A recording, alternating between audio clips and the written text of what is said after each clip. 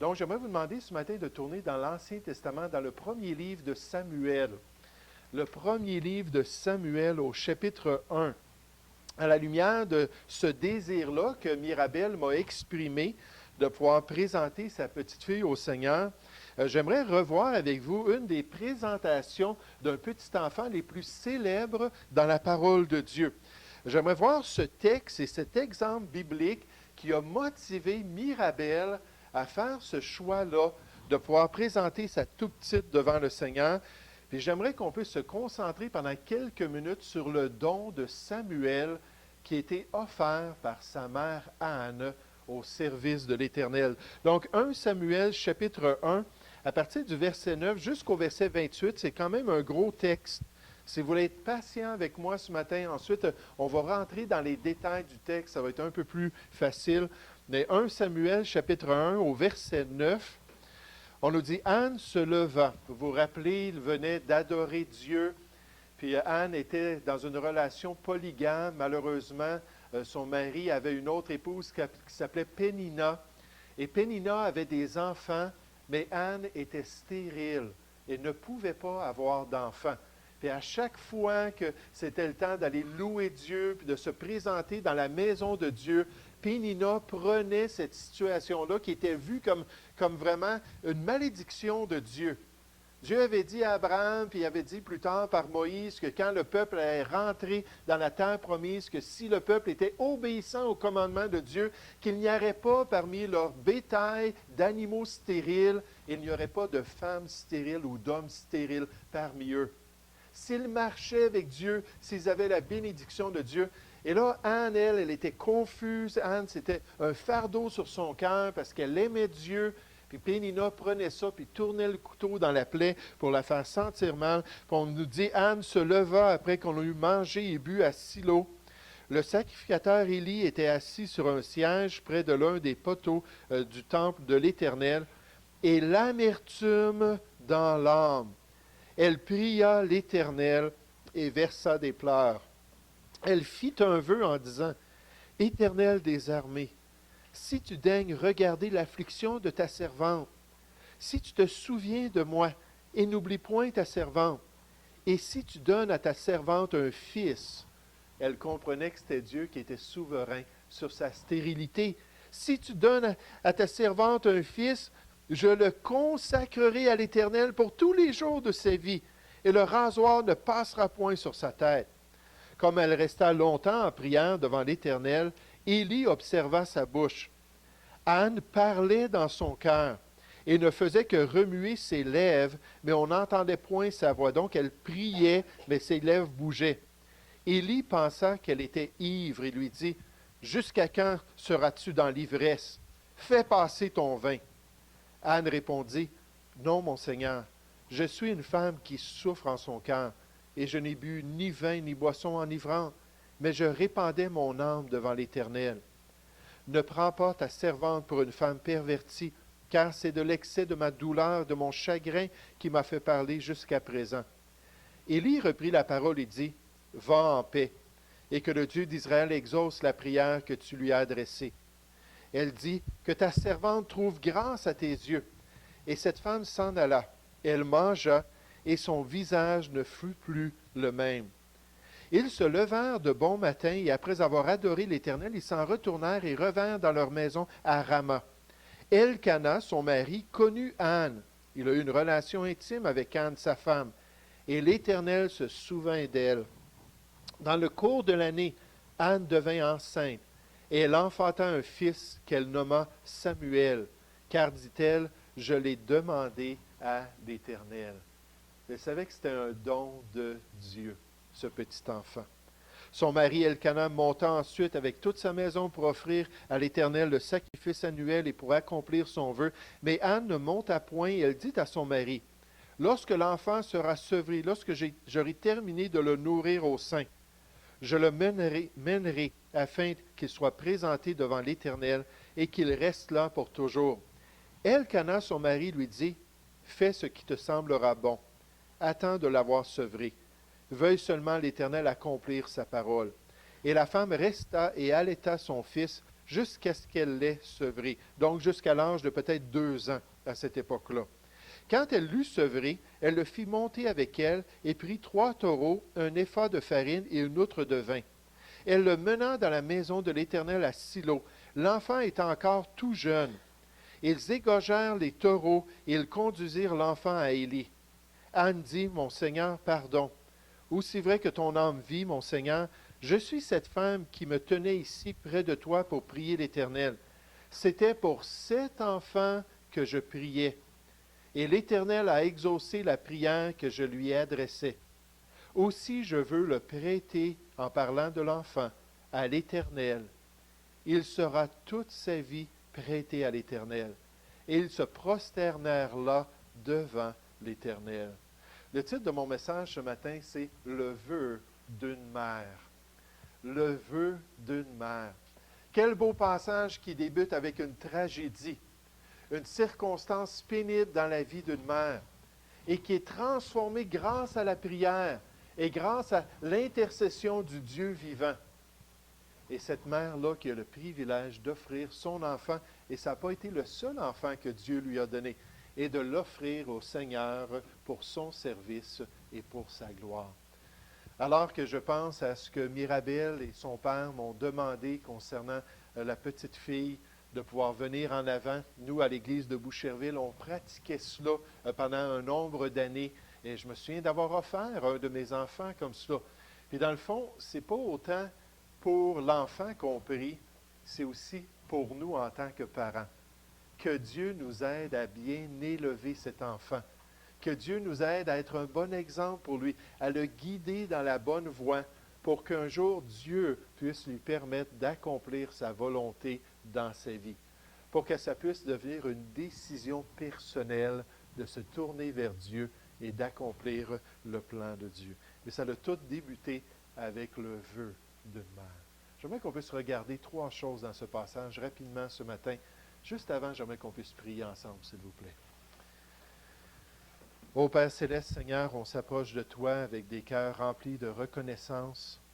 Seigneur, on reconnaît que tu es le Dieu qui écoute la prière, le Dieu qui connaît les circonstances de notre vie, qui connaît l'amertume des fois qui se développe dans notre âme. Et Père Céleste, ce matin, on s'approche de toi parce que nous sommes tous différents. Nous avons tous des relations différentes. Nous avons tous une influence qui est différente. Et Père, nous voulons te demander que tu puisses nous aider, chacun de nous. Alors qu'on pense à tous ces enfants qui sont partis à la garderie, qui sont partis à l'église junior, et tout le potentiel qu'il y a, qu'ils puissent un jour connaître le Seigneur et choisir eux-mêmes de marcher avec Jésus. Père Céleste, puisses-tu bénir les parents, puisses-tu bénir les autres, les grands-parents, les amis dans l'assemblée, qui peuvent être une influence vraiment favorable pour qu'ils puissent devenir comme Samuel et qu'ils puissent accomplir ta volonté. Bénis maintenant ce temps alors qu'on se prépare à la venue de Mirabel et de Sarah Élisabeth qui vont vraiment devant toi ouvrir leur cœur, Seigneur, pour que tu puisses accomplir ta volonté dans leur vie. Guide en toutes choses ce matin au nom du Seigneur Jésus. Amen. Mais comme introduction ce matin à ce vœu-là d'Anne, j'aimerais juste vous faire remarquer le contexte de sa détresse. Le contexte de sa détresse. Oui, sur la terre, il y a des difficultés. Oui, dans ce monde, il y a des moments plus intenses. Des moments où nos cœurs vont déborder de douleur, où on va expérimenter de la détresse personnelle. Et ici, dans notre passage, on a vu comment Anne était stérile. Non pas qu'elle n'était pas une servante de Dieu. Tout à travers le livre de 1 Samuel, on voit quand on parle d'Anne que c'était une dame qui était sincère, c'était une dame qui voulait accomplir la volonté de Dieu. Mais Dieu l'avait mis dans cette épreuve-là pour qu'un vœu puisse se manifester dans son cœur afin qu'il puisse avoir un bon serviteur dans l'œuvre de Dieu. Voyez-vous, Élie et les fils d'Élie, le sacrificateur, c'étaient des gens qui déplaisaient au Seigneur. C'étaient des gens qui méprisaient les offrandes de Dieu. Des gens qui étaient en train de s'accumuler une colère de jugement de la part de Dieu, et Dieu avait besoin d'une relève. Dieu avait besoin d'un jeune homme qui allait monter dans les rangs de l'œuvre de Dieu, qui allait apprendre comment servir le peuple de Dieu et comment adorer le seul vrai Dieu. Et Dieu dit, je veux utiliser Anne à son insu, en mettant cette stérilité sur son corps, pour l'amener à cette place-là où elle va dire, Seigneur, je suis prêt à te donner un enfant que toi, tu me donnerais. Et je suis prêt à le consacrer à ton œuvre. Mais ça a commencé par cette détresse, cette incapacité de pouvoir devenir une mère, de pouvoir porter un enfant à terme afin qu'un homme puisse naître dans ce monde. Le Seigneur Jésus parle de cette joie-là qu'une maman a de pouvoir ramener un être humain sur cette terre. Il dit dans Jean 16 au verset 21, la femme, lorsqu'elle enfante, puis mesdames, vous le savez, vous qui avez eu des enfants, vous savez qu'il y a ce moment difficile lorsque vous devez accoucher, puis tout ce temps-là de grossesse qui vient à son terme. Mais la femme, lorsqu'elle enfante, éprouve de la tristesse parce que son heure est venue. Mais lorsqu'elle a donné le jour à l'enfant, elle ne se souvient plus de la souffrance à cause de la joie qu'elle a de ce qu'un homme est né dans le monde. Cette joie-là d'un homme, un être humain ici, le mot veut dire une personne faite à l'image de Dieu, une personne qui a ce privilège-là d'avoir la nature même de Dieu, de pouvoir connaître Dieu personnellement, de pouvoir faire des choix dans sa relation avec Dieu, une personne qui va vivre pour toute l'éternité, non seulement quelques années sur cette terre, mais ensuite pour toute l'éternité. Et ce privilège en tant que maman d'introduire un être spécial, le couronnement de la création de Dieu, et de l'introduire dans ce monde. Mais Anne n'avait pas ce privilège. Anne n'avait pas cette joie et cette allégresse. Puis alors qu'elle vivait cette difficulté, alors qu'elle était toute dans la détresse, alors que son cœur était totalement brisé, elle s'est tournée vers Dieu pour pouvoir lui partager son fardeau, pour pouvoir répandre son cœur devant lui. Et je suis tellement content qu'elle l'a fait. Et je crois que c'est une des raisons pour laquelle Dieu avait choisi Anne, afin qu'elle puisse faire cet acte de piété envers lui et lui consacrer son premier garçon, afin qu'elle puisse se confier en Dieu. Et vous savez, quand nous, on est dans une détresse, la Bible nous commande de nous décharger sur lui. C'est pesant, c'est un fardeau. Mes problèmes financiers, mes problèmes de santé, mes problèmes de relations dans ma famille, mes problèmes au travail, toutes les choses qu'on est en train de vivre, puis cette pression-là, cette difficulté-là, qui devient comme un fardeau, puis une charge sur nos épaules. Et Dieu dit qu'on peut aller à lui et prendre ce fardeau-là et se décharger sur lui de tous nos fardeaux. Pourquoi? Parce que lui-même prend soin de nous.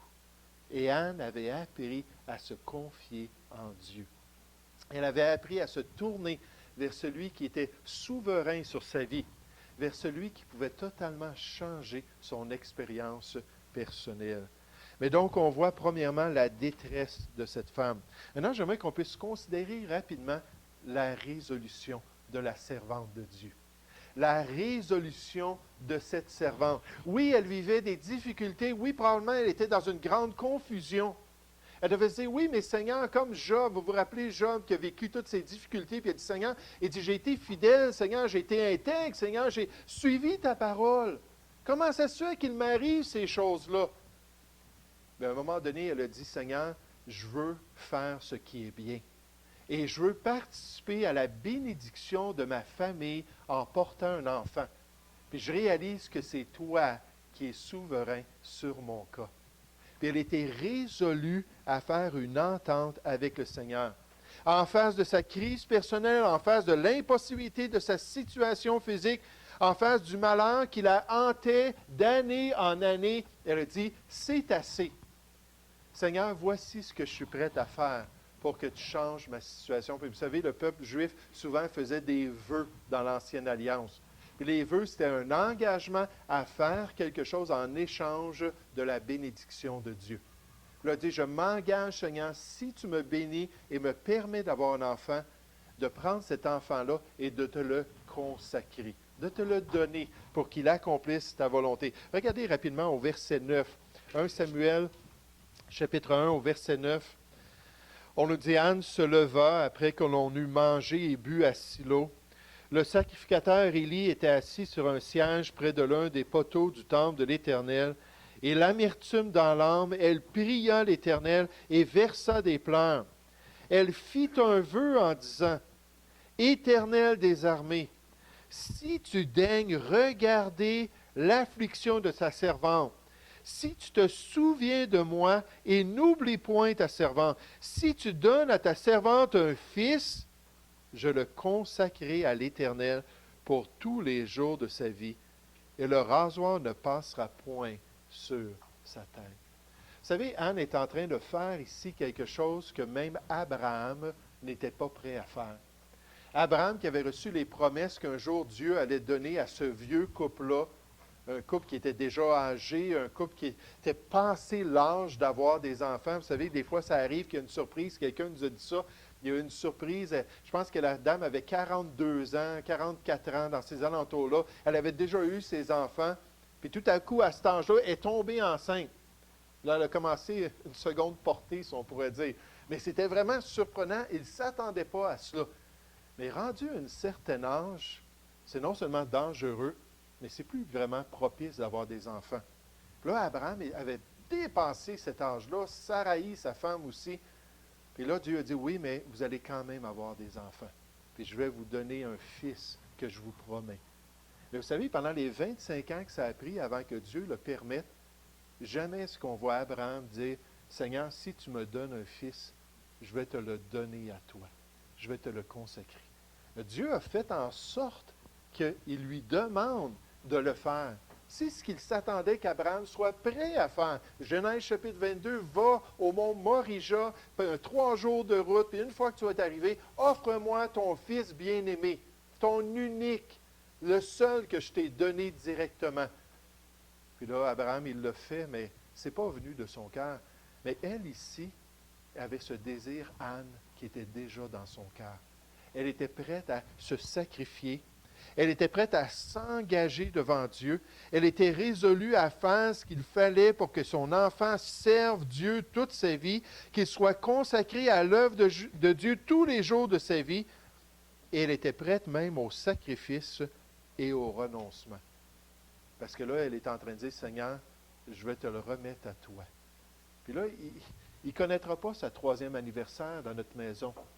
Il ne connaîtra pas sa 10e anniversaire, sa 16e anniversaire. Seigneur, il va être à ton service pour toujours.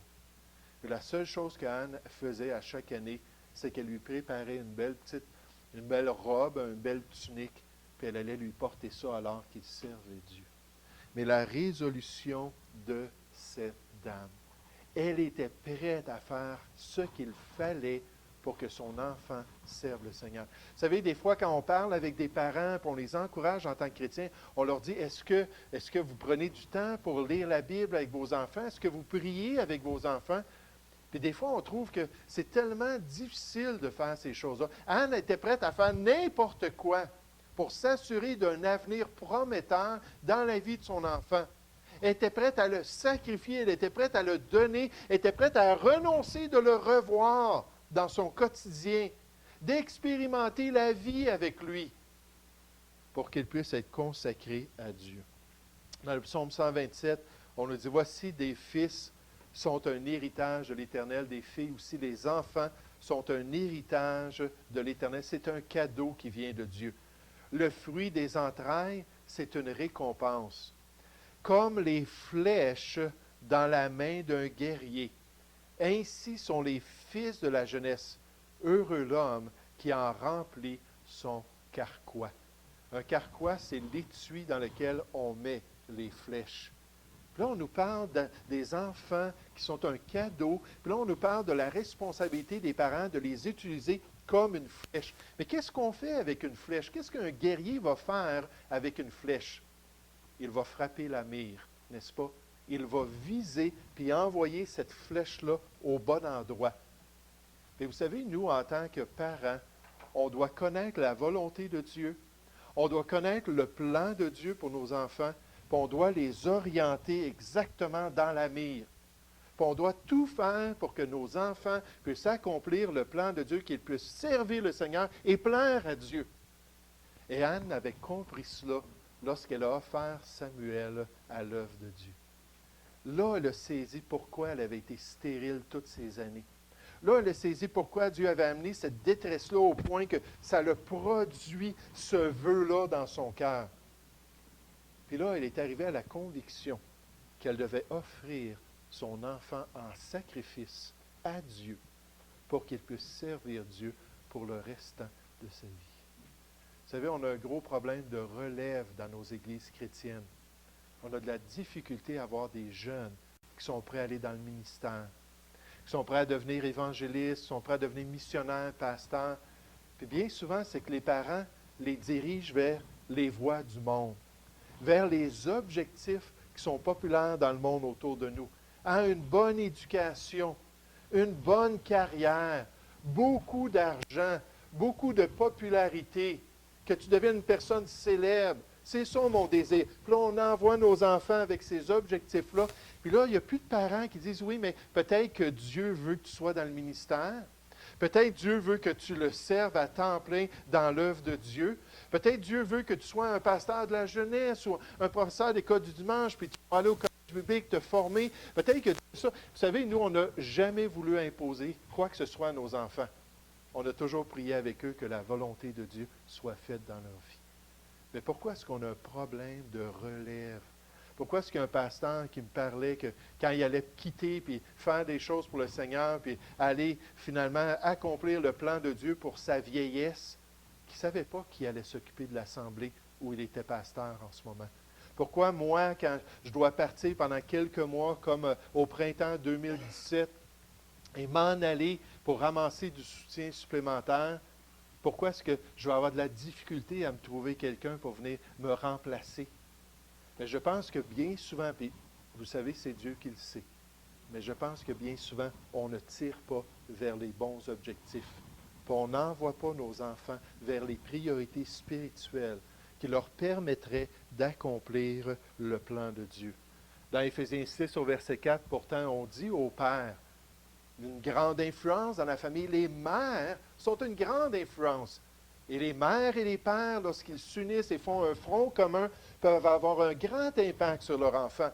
Mais on dit, vous, pères, n'héritez pas vos enfants, mais élevez-les en les corrigeant, en les reprenant et en les instruisant selon le Seigneur, pour leur montrer la bonne voie et les influencer dans le plan de Dieu et dans la volonté de Dieu.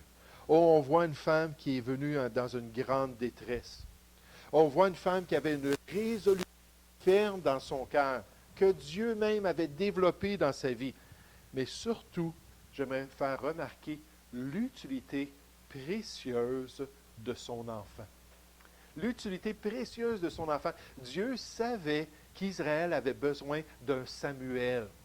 Dieu savait que son œuvre avait besoin d'un jeune enfant qui allait monter dans l'œuvre de Dieu malgré toutes les mauvaises influences d'Élie et de ses enfants, de ses garçons, et qui allait demeurer un homme avec un cœur intègre, qui allait demeurer un homme fidèle et sincère, qui allait demeurer un homme qui, à la fin de sa vie, d'après 1 Samuel, je pense au chapitre 8, dit à tout le peuple d'Israël, « À qui ai-je volé de l'argent? À qui ai-je trompé concernant ses biens? » Puis là, Samuel pose des questions à tout le peuple. Est-ce qu'il y a quelqu'un qui peut lever la main et dire, « J'ai été malhonnête envers lui, j'ai dérobé ses biens, j'ai volé sa brebis. » Puis là, le peuple, on dit, « Non, tu n'as pas fait ça, toi, parce que tu as été fidèle. » Puis Israël avait besoin d'un tel exemple. Israël avait besoin d'un homme qui allait servir Dieu dans la bonne voie, qui allait garder la foi, qui allait être un instrument pour guider le peuple dans le chemin de Dieu. Et la Bible nous dit dans 1 Samuel 2 au verset 11 qu'Elkana s'en alla dans sa maison et l'enfant, après qu'ils sont allés l'offrir, fut au service de l'Éternel devant le sacrificateur Élie. Et toute sa vie, Élie est passé, il est décédé. Ses garçons sont décédés aussi. Samuel est demeuré dans son poste. Il a été fidèle. Je parlais avec quelqu'un cette semaine, puis la personne me disait qu'elle avait travaillé 27 ans pour la même compagnie. Là, je l'ai regardé et j'ai dit, wow! J'ai dit, ça, c'est vraiment spécial. C'est vraiment un exemple pour nous. Quand la moyenne des gens travaillent peut-être 3 ans à un endroit, puis ensuite ils doivent changer, puis il y a des gens ils vont passer 30 ans. Je me souviens, un pasteur, il a célébré son 30e anniversaire dans la même église, puis il continue à servir Dieu. Mais de voir Samuel fidèle, de voir Samuel engagé, de voir Samuel qui continue. Regardez dans notre passage, au verset 27, dans 1 Samuel, chapitre 1, au verset 27, c'est Anne qui dit, ce vœu, ce désir d'un cœur, d'une mère, c'était pour cet enfant que je priais, et l'Éternel a exaucé la prière que je lui ai adressée. Aussi, je veux le prêter à l'Éternel, et il sera toute sa vie prêté à l'Éternel. Et ils se prosternèrent là devant l'Éternel. Oh, comme on a besoin de parents qui vont guider leurs enfants dans les voies de Dieu. Comme on a besoin, et l'œuvre de Dieu a besoin de personnes qui vont avoir des bonnes priorités spirituelles pour faire de leurs enfants de fidèles serviteurs. Et un contexte familial qui va être propice à l'accomplissement de l'appel de Dieu dans leur vie. Parce que ce n'est pas juste les parents qui sont appelés à être fidèles. Ce n'est pas seulement les parents qui ont des œuvres que Dieu a préparées d'avance pour qu'ils les pratiquent dans leur vie chrétienne. C'est aussi pour les enfants. Et comme on a besoin de cette influence familiale pour pouvoir influencer les enfants à faire ce qui est bien. Comme Josué, n'est-ce pas, qui a dit, moi et ma maison, nous servirons l'Éternel. Et Josué était déterminé. Dans ce beau passage qui nous prépare à la venue de Mirabel et de Sarah Élisabeth, on voit cette détresse d'une dame que Dieu avait mis dans une grande épreuve pendant des années. Ensuite, on voit la résolution de son cœur. Elle avait compris pourquoi Dieu l'avait appelée, pour qu'elle puisse avoir un enfant choisi par Dieu et offert à l'œuvre de Dieu. Puis dernièrement, on voit cette utilité précieuse de son enfant. Et vous savez, grâce à Samuel, le peuple d'Israël est revenu dans les voies de Dieu. Et pendant toute sa vie, ils sont demeurés attachés à la volonté de Dieu. Or, ce n'était pas parfait parce qu'ils ont choisi Saül comme roi. Puis ensuite, ils se sont détournés de Dieu pendant toute une période de temps. Mais j'aimerais vous dire que Samuel a eu un grand impact. On nous dit que ses paroles ne tombaient jamais par terre sans effet. Quand Samuel disait, voici ce que l'Éternel veut, c'était ce que l'Éternel voulait. Puis les gens étaient dirigés dans les voies de Dieu grâce à cet homme-là. Et comme on a besoin non seulement des mères, mais des pères qui vont faire des vœux envers Dieu et qui vont dire, Seigneur, fais de moi un bon papa. Fais de moi un bon mari. Seigneur, fais de moi une bonne mère et une bonne épouse. Qu'on soit un modèle pour nos enfants. Qu'on marche dans tes voies, qu'on connaisse la parole de Dieu, qu'on suive ton appel sur notre vie. Pour qu'ensuite, par extension, on puisse dire à nos enfants, voici maintenant le temps de vivre pour Dieu et de choisir la volonté de Dieu dans votre existence. Oh, quand un parent dit à son enfant, fais ce que moi je ne suis pas prêt à faire, ça ne fonctionne pas. N'héritez pas vos enfants, ça hérite les enfants, ça les décourage. Mais si les commandements de Dieu sont dans notre cœur et qu'on vit pour le Seigneur, on va pouvoir les inculquer à nos enfants et les influencer à accomplir le plan de Dieu. Nous allons prier ensemble.